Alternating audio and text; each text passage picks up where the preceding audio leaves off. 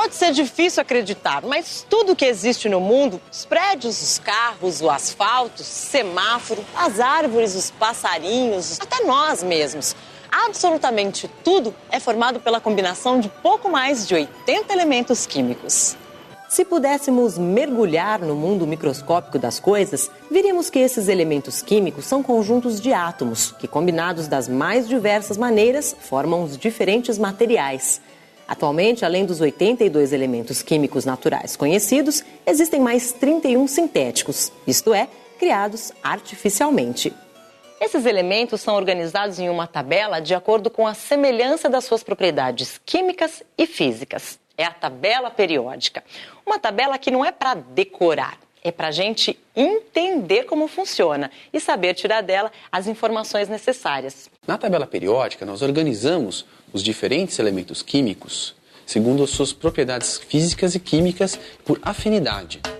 Ela organiza essas informações. Portanto, a tabela periódica é uma porta que conecta o mundo das coisas que nós vemos, das propriedades físicas e químicas, com o mundo conceitual e invisível dos átomos, dos tipos de átomos. Aqui nós temos o elemento químico estanho na forma de um metal, na forma dele puro. Eu só tenho, essencialmente, átomos de estanho.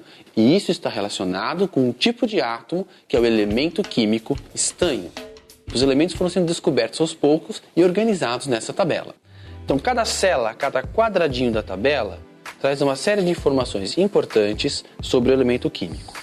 No centro da célula, nós observamos o símbolo do elemento químico.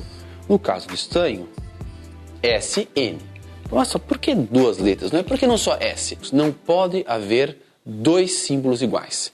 E nós já temos o elemento químico com o símbolo S, que é o enxofre, que está aqui na tabela, olha só. Então, eu tenho o símbolo do elemento químico, que é universal. E abaixo está escrito o nome do elemento químico na língua que a tabela for traduzida. No nosso caso, então, estanho. O que significam esses números que tem para cada elemento químico na tabela? O primeiro desses números, que é o número mais importante, é o número atômico. E ele fica no lado esquerdo do elemento químico, um pouco abaixo. O número atômico define o número de prótons do átomo do elemento químico. Isso quer dizer que os átomos do elemento químico estanho possuem 50 prótons em seu núcleo. Outro número importante que está colocado para cada elemento químico é a massa atômica. A massa atômica fica também à esquerda do símbolo do elemento químico, um pouco mais acima. A massa atômica está relacionada ao número de nêutrons e ao número de prótons no núcleo dos átomos. Essa massa atômica é uma medida relativa ao múltiplo do átomo de hidrogênio.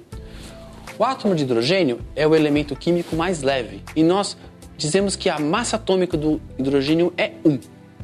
Então, o que isso quer dizer? Que a massa atômica do átomo de estanho é 118 vezes a massa do hidrogênio. É um átomo mais pesado, é um átomo maior.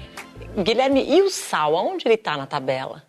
Bem, o sal é uma das 65 milhões de substâncias conhecidas pelos químicos. Já imaginou se eu tivesse um quadradinho dessa tabela para cada substância? Eu teria 65 milhões e esse número crescendo todos os dias. No entanto, eu consigo com esses 114 elementos químicos representar todas essas 65 milhões de substâncias. O sal é formado por dois elementos químicos. Ele é o cloreto de sódio, então ele é formado por sódio e cloro. Os elementos químicos são organizados por ordem crescente de número atômico. Vamos olhar aqui a tabela. A tabela é organizada em 7 linhas. Cada uma dessas linhas chama-se período e 18 colunas. As colunas da tabela periódica são chamadas grupos ou famílias. Agora, Guilherme, eu estou reparando aqui que tem cores diferentes na tabela. O que significam essas cores? Nós temos um grande grupo aqui que corresponde à maior parte dos elementos químicos, que são os metais. Um outro grupo menor, que são os não metais, e um pequeno grupo, que são os chamados gases nobres. Guilherme, a gente tem 3 substâncias aqui, sal, açúcar e estanho, e elas são bem diferentes entre si, né? Isso tem alguma coisa a ver com os elementos da tabela? Tem tudo a ver sim, Carla. Aqui nós temos 3 substâncias. Uma substância é uma substância simples, o estanho. As outras 2 são substâncias compostas, formadas por mais elemento químico. O sal, cloreto de sódio, formado pelos elementos Na e Cl. E nós temos um açúcar, a glicose, formada pelos elementos carbono, hidrogênio e oxigênio como substâncias compostas. Existe um teste muito simples que nós podemos fazer aqui e que já nos permite discutir um pouco mais sobre a ligação química, que é como os átomos estão ligados. Olha só, pode não parecer, mas isso é quase uma lanterna, não é? Nós temos pilhas, uma lâmpada e aqui temos 2 eletrodos que fazem um contato. Quando eu encosto, acende a lâmpada. Na verdade, quem vai fazer o contato e acender ou não a lâmpada são os materiais que nós queremos testar. Se o material conduz corrente elétrica, a lâmpada acende. Essa é uma experiência bastante simples. Você mesmo pode fazer. Posso fazer? Quero, claro. Encoste os 2 eletrodos numa pastilha dessa de estanho. Vamos ver. Vamos ver o que acontece. Opa! Olha lá, funcionou. Acendeu. Então, o estanho, o metal, conduz corrente elétrica. Essa é uma característica dos elementos metálicos. E sendo uma substância simples, nós já podemos anotar essa informação que um metal conduz corrente elétrica. Vamos testar o sal?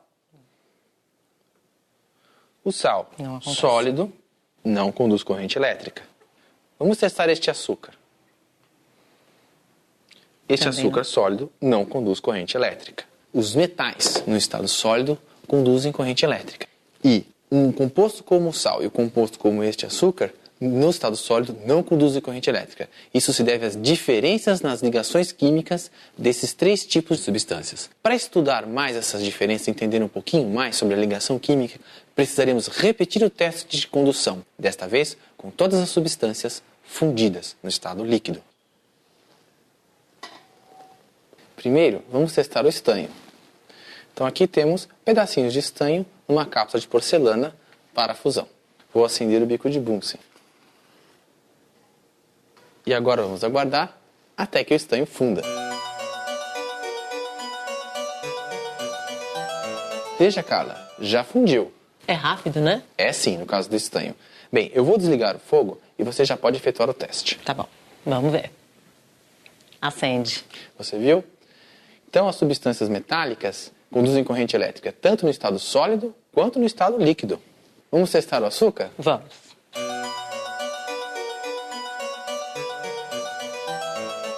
Veja, Carla, fundiu bem rápido. E o açúcar, quando funde, sofre uma decomposição. Você pode fazer a medida agora.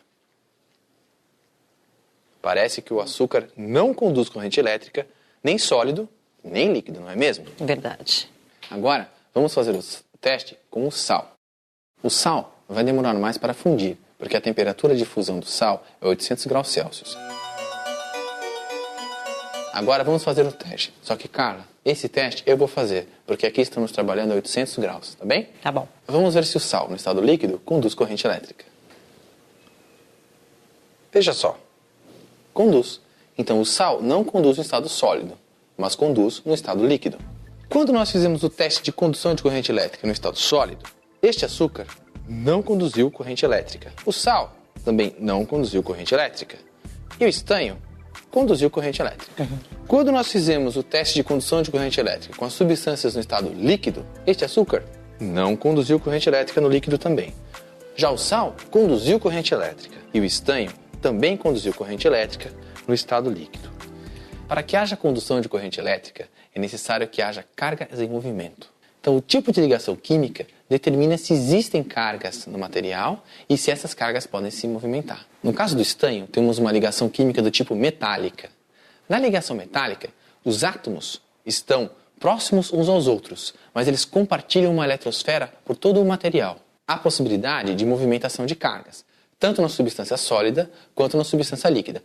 Por isso, o metal estanho conduz corrente elétrica no estado sólido e no estado líquido. Vamos pegar agora o outro caso deste açúcar, que é formado apenas por não metais.